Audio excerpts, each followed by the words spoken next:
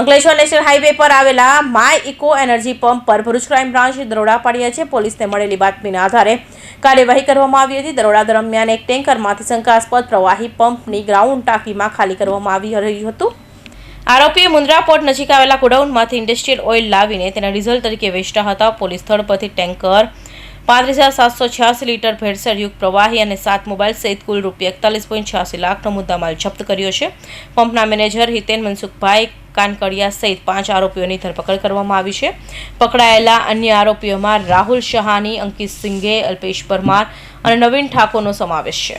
ની ટીમ દ્વારા એક રેડ કરવામાં આવે છે. જે રેડની અંદર ત્યાં ઘટના સ્થળે જઈને જોઈએ તો એક ત્યાં ટેન્કર પડેલું હોય છે જેનો નંબર છે GJ12BT5152. જે ટેન્કરમાંથી એ જ ટાઈમ દરમિયાન તે એક લો ક્વોલિટીનું એટલે કે ભેળસેળયુક્ત પ્રવાહી જે છે તે ત્યાંના ટેન્કરમાંથી જે સ્ટોરેજ યુનિટ છે સ્ટોરેજ યુનિટની અંદર ભરવામાં આવી રહ્યું હતું. તો જેને અનુસંધાને એવું લાગ્યું કે આમાં કોઈ પણ પ્રકારનું કંઈ ગુનાહિત કાર્યવાહી થઈ રહેલ છે.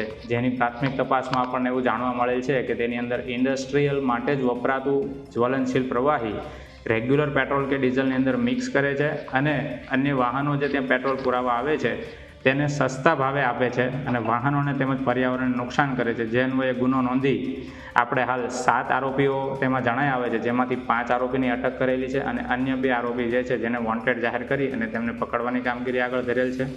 આ ઉપરાંત અગર કેસની અંદર સંપૂર્ણ કેસમાં જોવા જઈએ તો ટોટલ 41 લાખનો મુદ્દામાલ આપણે કબજે કરેલ છે. જેમાંથી એક ટેન્કર છે તેમજ 35,000 લીટર જેટલું જ્વલનશીલ કે જે લો ક્વોલિટીનું પ્રવાહી જે છે તેને પણ કબજે કરવામાં આવે છે. તેમજ આરોપીઓ પાસેથી કેટલાક મુદ્દેમાલ કબજા કરવામાં આવે છે. અંકલેશ્વર નેશનલ હાઈવે પર આવેલા માય ઇકો એનર્જી પંપ પર ભરૂચ ક્રાઇમ બ્રાન્ચે દરોડા પાડતા પંપના માલિક દિવેશકુમાર સિંધ, રઘુવેલજીભાઈ ડાંગર અને મુન્દ્રા કચ્છના રાજદીપ ગોડાઉનમાં સંચાલકે વોન્ટેડ જાહેર કરવામાં આવ્યા છે. બી ડિવિઝન પોલીસ મથકમાં ગુનો નોંધી વધુ તપાસ હાથ ધરવામાં આવી છે. કૌશિક પટેલનો report, Hind TV news, Surat.